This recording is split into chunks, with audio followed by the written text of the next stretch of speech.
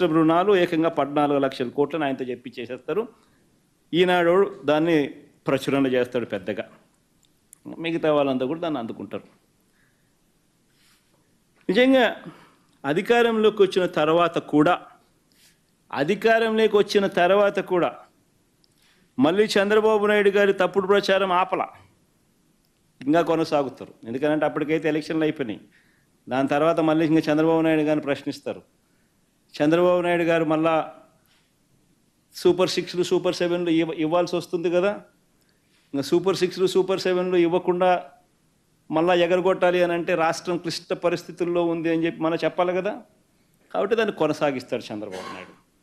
మళ్ళీ ఏంది 10/7/2024 అంటే చంద్రబాబు నాయుడు ముఖ్యమంత్రి అయినాడు, ప్రమాణ స్వీకారం అయిపోయింది, నెల రోజులు దాటిపోయింది. జూన్లోనే ప్రమాణ స్వీకారం చేశాడు. జూన్ 4 ఎన్నికల రిజల్ట్స్ వచ్చాయి. ఇది 10/7/2024 చంద్రబాబు నాయుడు అధికారంలోకి వచ్చిన తర్వాత ఆర్థిక శాఖ రివ్యూ చేస్తూ రాష్ట్రం అప్పులు 14 లక్షల కోట్లు అని చెప్పి లీక్ ఇస్తాడు. అది ఈనాడు వాడు రాస్తాడు, దాన్ని ఈటీవీ వాడు చూపిస్తాడు. దాని తర్వాత 22/7/2024 అంటే ఇది బడ్జెట్ పెట్టాడు. బడ్జెట్ పెడితే ఇవన్నీ వాస్తవాలు బయటకు వస్తాయి కదా, అప్పులు ఎంత ఉన్నాయో తెలిసిపోతాయి కదా ప్రజలందరికీ కూడా, చెప్పక తప్పని పరిస్థితి కదా. కాబట్టి బడ్జెట్ పెట్టాడు. ఎందుకంటే చంద్రబాబు నాయుడుకి ఇంకా కారణాలు కావాలి. సూపర్ 6 ఎగరగొట్టాలి, సూపర్ 7 ఎగరగొట్టాలి.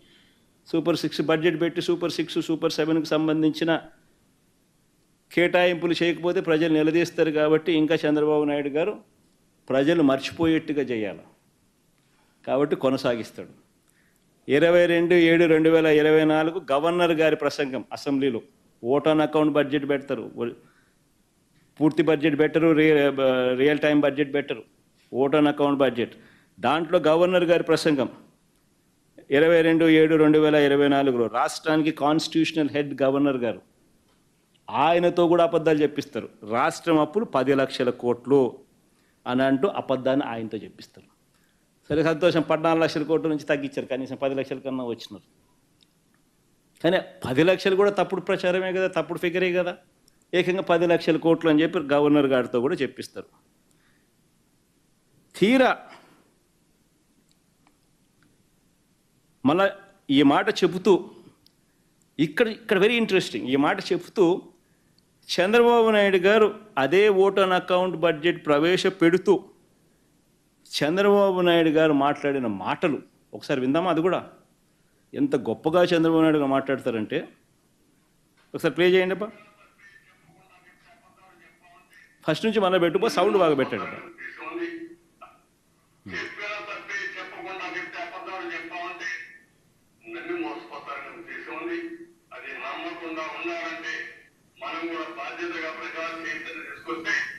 ఇలాంటి సమస్యలకు ఒకే దేవుడు, అది ప్రజా చైతన్యం అని కూడా మీ అందరికీ బాధ ఉంది, ఆవేదన ఉంది. మనం ఆవేదించాం, సూపర్ 6 చెప్పాం, చూస్తే భయం వేస్తాం, ముందు కదలలేకపోతున్నాం. ఈ విషయాలు రాష్ట్ర ప్రజానికి కూడా ఆలోచించాలి, సీరియస్ గా ఆలోచిస్తే తప్ప ఈ సమస్యగా ఎప్పుడు ఉంటాయి.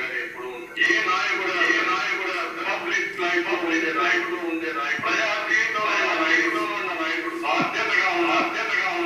మన ట్రస్టీ పెద్దలు కాదు, చెప్పిన తప్పే చెప్పకుండా చెప్తే అబద్ధాలు చెప్పాలి. చంద్రబాబు నాయుడు గారు గవర్నర్ చేత అబద్ధాలు ఆడిచ్చి అదే దాంట్లో ఆయన ఏమంటాడు, ఆవేదనగా ఉందంట. ఎందుకనంటే ఆయన చేయలేకపోయే పరిస్థితులు ఉన్నాయంట రాష్ట్రంలో. ఇంకేమన్నాడు, రోజంత ఒక్కరో ముందుకు వచ్చి పెట్టు సరే, అది భలే ఇంట్రెస్టింగ్గా అంటాడు.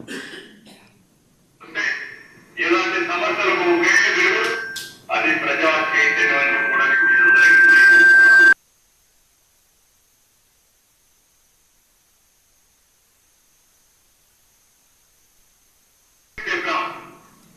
చూస్తే భయం వేస్తాం, ముందు కదలలేకపోతున్నాం.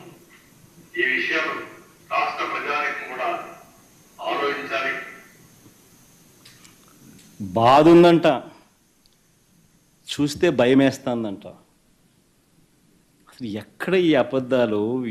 అంటే ఒక పద్ధతి ప్రకారము సూపర్ 6లు సూపర్ 7లు అన్నది ఇక తెరమరుగు చేయించే కార్యక్రమం. ప్రజలతో పని అయిపోయింది, ప్రజలతో ఓట్లు వేయించుకున్నారు, ఇంకా ప్రజల్ని మోసం చేయాలి. మోసం చేయడానికి కూడా మళ్ళీ ఏంది, కనీసం ప్రజలకు మోసం చేసే కార్యక్రమమైనా కానీ కనీసం నిజాయితీతో అయా నేను నిన్ను మోసం చేస్తున్నాను అని కూడా చెప్పలేరు. మళ్ళా దానికి జగన్ కావాలా, ఎవడో ఒకరి మీద ఏలెత్తి చూపించాలా. కాబట్టి మళ్ళీ దానికి ప్లాట్ఫామ్ సెట్ చేస్తూ ఉన్నారు. బడ్జెట్ పెడితే ఎక్కడ నిజంగా అప్పులు ఎంత ఉన్నాయి, రాష్ట్రానికి ఎంత అప్పులు ఉన్నాయో చూపించాలి, తెలిసిపోతుంది. ప్రతి సంవత్సరం బడ్జెట్ డాక్యుమెంట్స్లో ఖచ్చితంగా రాష్ట్రానికి ఉన్న అప్పులన్నీ కూడా మ్యాండేటరీగా చూపించారు. కాబట్టి ఓట్ ఆన్ అకౌంట్ బడ్జెట్ ప్రవేశపెడతారు, ఒరిజినల్ బడ్జెట్ పెట్టరు, రియల్ టైం బడ్జెట్ ప్రవేశపెట్టకూడదు, పెట్టరు. సూపర్ 6లు సూపర్ 7లు ఎగరగొట్టాలి అని అంటే ఏం చేయాలి? ఇది బాధగా ఉందంటాడు, ఆవేదనగా ఉందని అంటాడు. కానీ రాష్ట్రం క్లిష్ట పరిస్థితి